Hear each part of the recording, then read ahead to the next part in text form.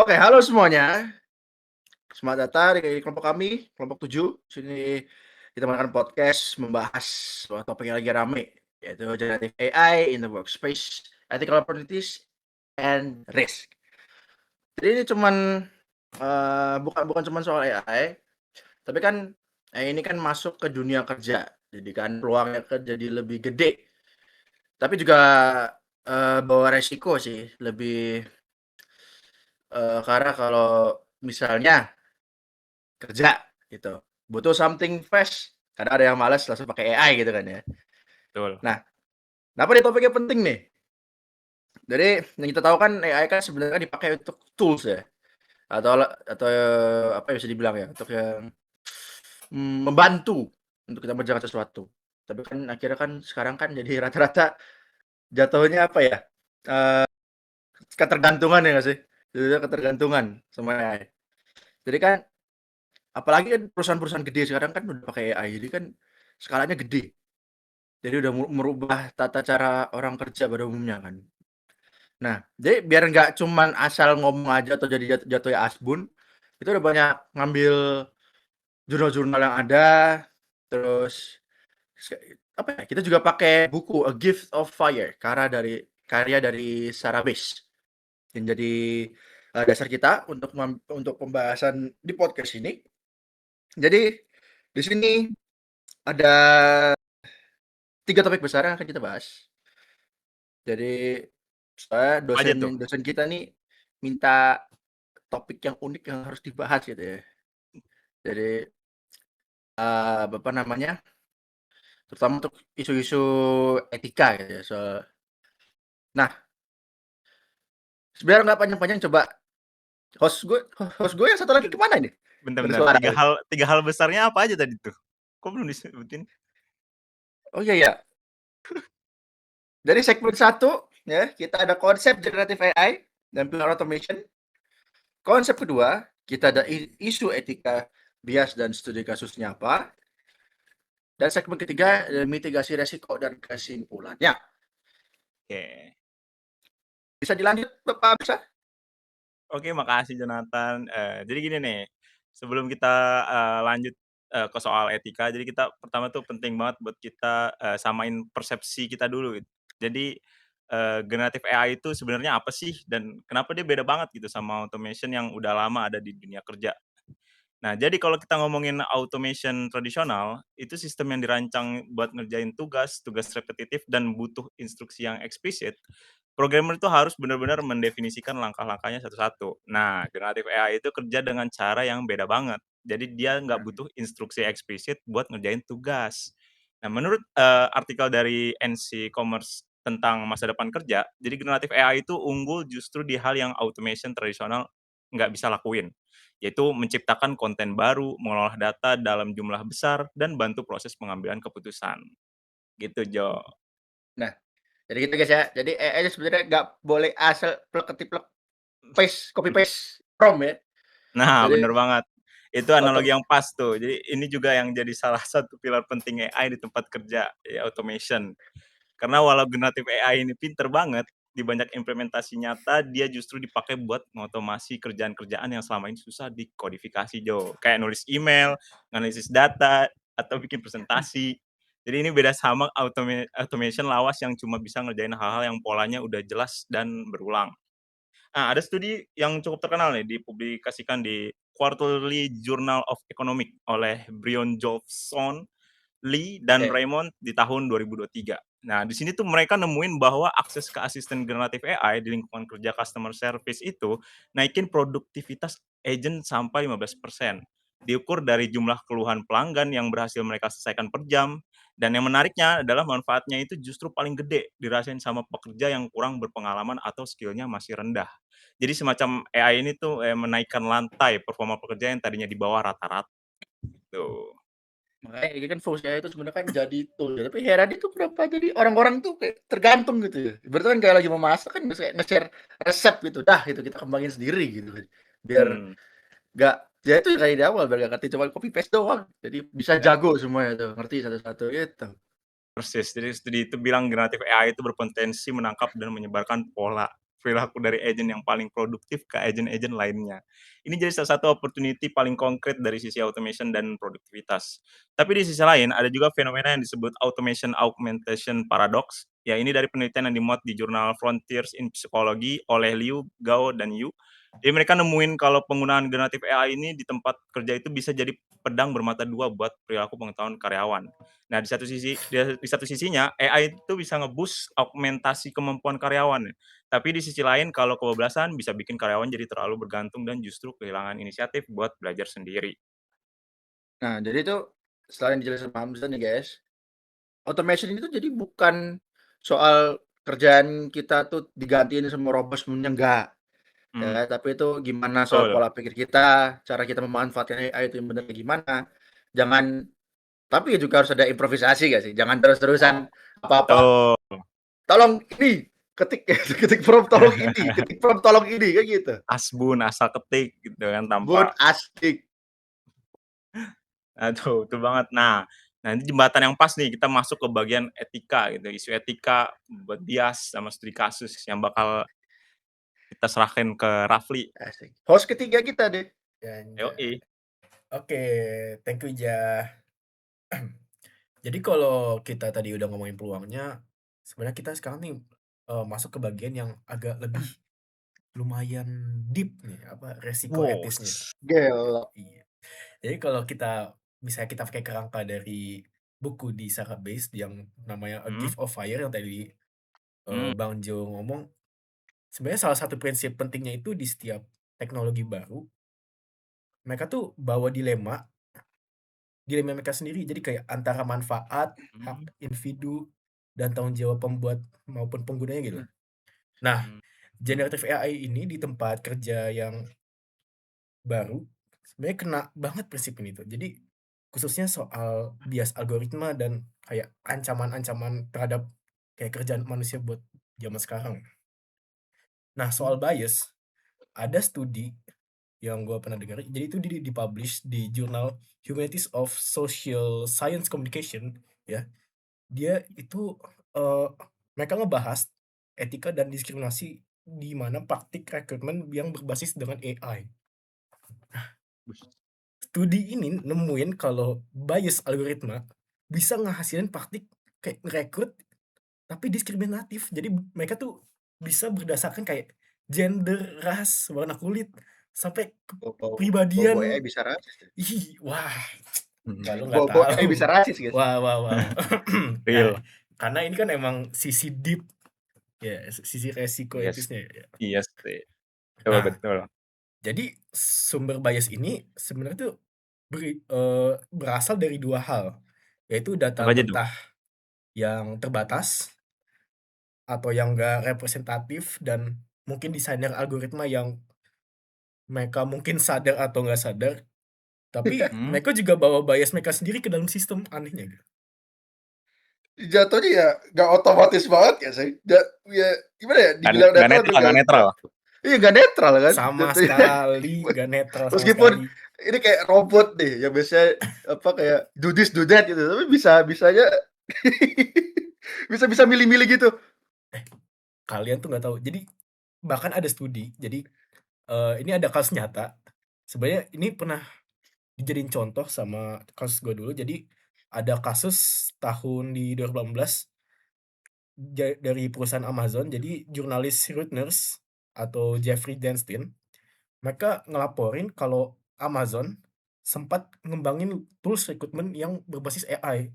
Jadi ini tuh bukan kayak cuma ngarang-ngarang, tapi bener kejadian. Nah, tapi pada akhirnya tools rekrutmen ini dihentikan karena sistem ini tuh ketahuan. Jadi mereka tuh diskriminasi ke kandidat yang perempuan. Set, Ini, nah, gila. karena data historis yang dipakai buat ngelatih sistem didominasi sama CV yang laki-laki, jadi kayak gimana ya? Tools ini tuh terlalu terlalu seksisme menurut gue ya. Apalagi di industri teknologi gitu ya. Jadi bukan orang doang gitu. Jadi gimana ya rasanya tuh relate gitu ya. So kalau misalnya bahas soal digital privacy nih, salah satu di podcast kerja yang podcastnya soal Cambridge Hmm. anali Analytica kalau nggak salah ya. Hmm. Itu tuh apa namanya, pola-pola itu kayak mirip gitu loh, kayak bias-nya itu untuk keputusan yang berdampak. Itu kan gimana ya, kayak kelihatan gitu ya, yang tadi dibilang itu suksesnya tuh kayak kelihatan gitu. Tapi, coba gimana coba deh kayaknya asik dibahas lagi soal apa, kasusnya Amazon nih. Apa namanya, mmm, Setuju, ketika setuju, etika setuju, yang kita setuju. pelajari ya kan, soalnya topiknya dibawain sama Mbak Rafli kayak asik nih, coba. Bagian yang serunya apa nih? Bagian yang seru ya pasti ada nih. Ada pasti. Jadi nih bagian yang seru nih kalau misalnya kita lihat dari kacamata deontologi. Jadi Hmm. fokusnya itu bukan Buset. ke hasil akhir tapi lebih ke kewajiban atau moral di bagian itu sendiri gitu ya. Jadi sistem rekrutmen Amazon ini itu tetap salah secara etis. Pastilah. Terlepas dari seberapa efisien atau seberapa besar penghematan biaya yang dihasilkan dengan diskriminatif tadi, tapi ada kewajiban mendasar buat ngeperlakuin setiap kandidat secara adil dan setara. Ini yang mereka lewatin di sini nih.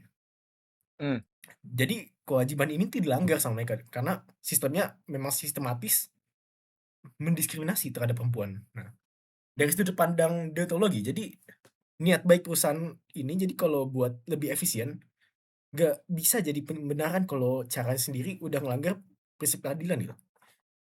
Nah, jadi kalau misalnya kita ngomongin pakai kerangka neutral rights, ya jadi yang berangkat dari gagasan kalau misalnya setiap orang tuh punya hak dasar gitu yang Hmm. eee, udah ditanam dari lahir gitu. Jadi seperti hak yang buat diperlakukan setara atas hak atau kesempatan mereka yang secara adil, lalu kasus Hmm. juga yang sama jelas bermasalah. Jadi sistem AI ini tuh secara nggak langsung kayak ngerampas hak kandidat-kandidat buat bekerja gitu. Jadi Betul, betul. nah iya kan, jadi kayak, eee, mereka seharusnya kan dinilai secara kompetensi mereka gitu, bukan karena Iya, iya. apa mereka yang, eee, lahirkan. Jadi sebenarnya ini lucu gitu. Jadi ini juga salah satu argumen inti di buku A Gift of Fire tadi kita ngomong, teknologi yang kelihatannya secara netral, secara teknis nggak bisa ngelanggar hak dasar penggunanya kalau desainnya nggak mempertimbangkan keadilan sejak awal. Nah, this is itu. this is interesting. Karena kalau misalnya kita, apa ya, cuman pakai kacamata utilitarianism tuh, yang ngeliat tuh jatuhnya tuh kayak, apa ya, untung rugi doang gitu kan jatuhnya. Mhm, Terus, apa namanya, mungkin kayak, ya udah sih, efisiennya kan lebih gede daripada kerugiannya. Kayak, apa yang istilah sacrifice one to save millions kan gitu kan. Nah, tapi kan kalau dipakein deontology tadi kan sama natural rights, kan argumennya kan jadi lebih lebih lebih apa ya bahasanya guys ya, jadi lebih Lebih tegas. lebih gitu loh. Nah, mhm, Jadi apa ini kan soal ya, hak sama kewajiban yang nggak bisa sebenarnya yang non betul. negotiable. Jadi nggak betul. cuman soal untung rugi kan. Yoi. Sepakat.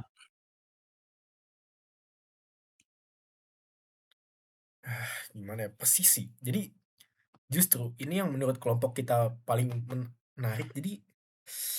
Jadi selain bias ini, isu etika lain yang paling krusial itu kelompok teknostress dan kekhawatiran sosial kayak displacement kerja. Jadi juga ada studi kualitatif yang dimuat di Frontiers di in Artificial Intelligence. Jadi ini di-author by Hogeman dan tim yang nyorotin gimana generative AI ini bisa bikin stres, yang dimana teknologi khususnya itu di kalangan profesional muda. Nah, Iya. jadi studi ini tuh nguntip kalau misalnya di, aplikasi Upwork, mereka nemuin fakta menarik kalau biasanya 96% manajer ngeharapin kalau bisa produktivitas bisa lebih tinggi dari menggunakan generative AI. Tapi Hmm. di saat yang sama, banyak banget pekerja yang justru malah ngerasa ekspektasi itu kayak berat gitu buat dipenuhin. Nah, dan juga ada sebagian yang malah ngerasa AI ini tuh malah jadi nambahin beban kerja mereka gitu, karena malah jadi bikin pusing mereka diri sendiri jadi. Nah, Bisa gitu. Jadi apa ya, gap ekspektasinya gimana ya antara manajemen sama karyawan tuh pas apa ya, based on eksekusi lapangan ya. iya Kan kan? Jadi kayak jadi yang paling bikin isu etikanya makin kompleks nih juga bukan cuma AI-nya yang salah satu benar, tapi kayak gimana cara implementasinya gitu loh di institusi, di tempat kerja, gimana bisa hmm, menciptain kayak ketimpangan baru. Jadi Mhm. antara yang diuntungkan sama yang malah makin terbebani gitu loh. Nah, di sini gue harus ngomongin karena gimana caranya ya kita bisa nge ngolah resiko-resiko ini tuh gimana gitu loh. nah, Nah, mungkin narasumber keempat ini. ya ini Betul. temen gue nih ada nih, Bang Rafael. Jadi dia bisa Wah, bisa MC ngulik-ngulik lebih jauh nih daripada gue. kasih Ini paham Asik. Mas Rafael. Gimana tuh mitigasinya Mas Rafael? Oke, sebelumnya thank you semuanya. Thank you juga Rafli ya. Oke, jadi setelah kita dengerin nih dari peluang sisi automation dan produktivitas, terus juga risiko dari sisi bias dan technostress. Nih, sekarang kita coba rangkum ya. Rangkum baik-baik. Apa yang sebenarnya bisa dilakuin organisasi maupun individu buat nyikapin ini dengan lebih bijak gitu. Oke, mungkin dari yang pertama itu dari sisi organisasi. Poin penting yang muncul dari studi-studi tadi yang teman-teman kita udah kasih tahu, mungkin pentingnya ada di audit dan transparansi algoritma. Setuju nggak teman-teman? Setuju. Setuju. Masuk, masuk, masuk, Oke, masuk. studi tentang bias rekrutmen AI di Journal of Law and Society menyarankan juga bahwa diskriminasi berbasis algoritma itu nggak cuma soal sistemnya doang, tapi juga soal gimana sistem itu diimplementasikan dan dioperasikan di lapangan. Jadi solusinya itu juga harus mencakup evaluasi proses organisasi, bukan cuma tambel sistemnya. Kan kalau cuma ditambel pasti bisa bocor, ya nggak sih? Iya ya. Asik. Jadi Jadi gimana, Jo? ini asik dari tadi kita dengerin ini awal-awal nih ya. Abang Rafael masuk ini udah pembawanya berwibawa banget. Jadi back to topic, back to topic. Jadi kan jatuhnya kan apa ya? Bukan cuman kayak rusak, refresh, update kode, beres. Tapi lebih ke arah gimana ya? Cara biar organisasi itu makainya gimana memaksimalkannya. Hmm, Kan gitu. Iya. Hmm. Cara Pernah pakainya? pernah di-mention juga kan sama Pak Guson pas kelas kemarin. Iya, waktu itu, heeh. Iya benar. Jadi kayak ketergantungan jatuhnya. Apalagi kan di mahasiswa sekarang kan rata-rata gitu ya. Maksudnya apa-apa salah ini jadi hasilnya jelek. Salah ini hasilnya jelek. AI-nya yang dibodoh-bodohi. AI padahal kan yang ketergantungan siapa gitu loh. Terus selanjutnya yang kedua apa tuh? Oke, mungkin dari Jojo ya. Oke, dari sisi regulasi kan, Ya, menurut gue kita juga bisa lihat kerangka yang udah harus mulai diterapkan di berbagai negara. Misalnya pedoman etika AI dari lembaga internasional atau aturan turunan dari perlindungan data pribadi gitu-gitu. Itu kan resmi tuh.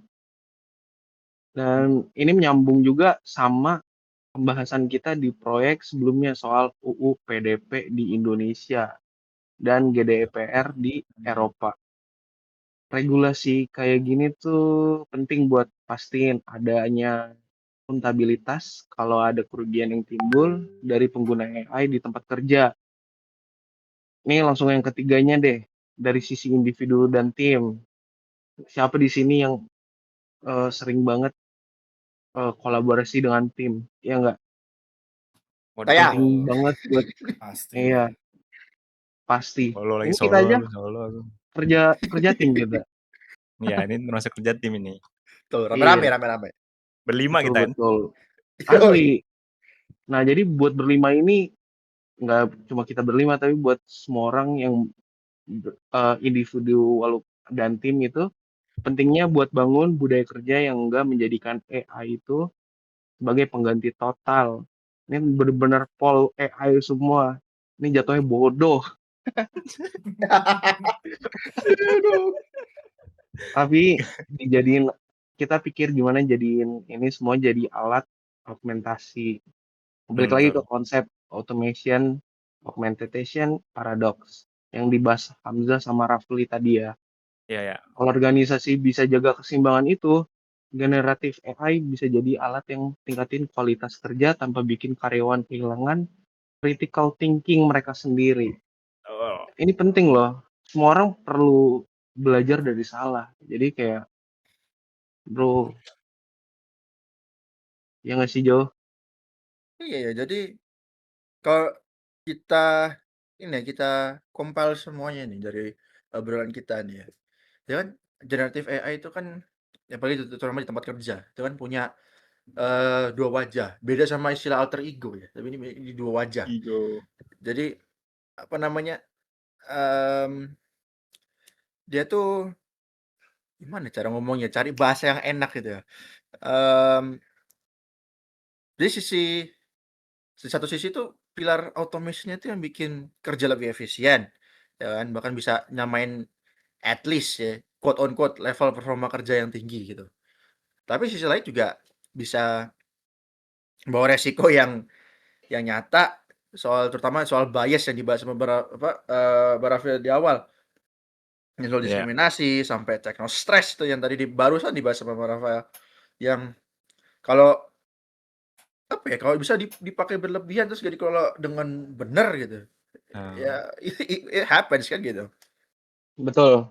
Intinya tuh bukan soal nolak atau terima AI secara dar-der-dor, membabi buta ya. Ya Jo. Tapi soal gimana kita sebagai calon pekerja, bahkan calon pembuat kebijakan mungkin bisa berpikir kritis bahwa teknologi ini dibuat oleh manusia, dipakai oleh manusia. Jadi tanggung jawab etisnya juga tetap ada di siapa yo? Tangan manusia. Gelo. Gelo. Gelo. Itu Kata-katanya semangat bagus banget. utama yang Kata-kata hari ini. diangkat dari Sarah Base, The Gift of Fire. Oke. Nah, jadi gitu guys. Obrolan kita hari ini soal generative AI in the workplace. Saking terlalu excited sampai belibet gitu loh ya. Jadi soal generative AI in the workspace, ethical opportunity and risk. Nah, itu dia. Jadi thank you banget buat Bang Hamzah, Bang Rafli dan Bang Rafael yang sudah bedah topik ini dari sudut pandang kalian yang berbeda-beda dan yang expert gitu ya. Jadi bukan apa ya? Ini kita bikin podcast ini jadi bukan cuma buat dengar-dengar aja. Jadi kami berharap episode ini tuh bisa jadi bekal ya. Bisa jadi bekal buat kalian yang mau belajar. Ada episode berikutnya aja ya. Ya semoga lah kita adain kalau ada Pak. Kalau ada Pak. Jadi di Spotify ya Jo. Di Spotify gelo. Ya kalau kita kuat bayar sih. Jadi apa namanya? Jadi semoga bisa jadi bekal buat kalian teman-teman yang mau belajar yang pengen paham lebih kritis soal dunia AI di dalam dunia kerja. Jadi mau ngomong sampai jumpa ke episode selanjutnya itu gimana guys? Apakah ada ini nanti? Ntar kalau ini 10.000 like. 10.000 like. Jangan lupa di-share ya. Jangan lupa di-share ya. Jangan lupa like, comment, dan klik cap. Oke, jadi see you guys the next topic. Thank you Sudah mengikuti podcast kita dari awal sampai akhir. Para narasumber yang mau mengucapkan sesuatu, dua kata atau patah kata. Thank you banget yang udah mau dengerin gua. Tadi ngasih banyak ilmu. Semoga emang semoga kalian emang ngerti ya dengan apa yang kita omongin. Udah nggak sih? Udah. Asik. Oke guys, see you guys in the next episode. Bye bye. Bye bye.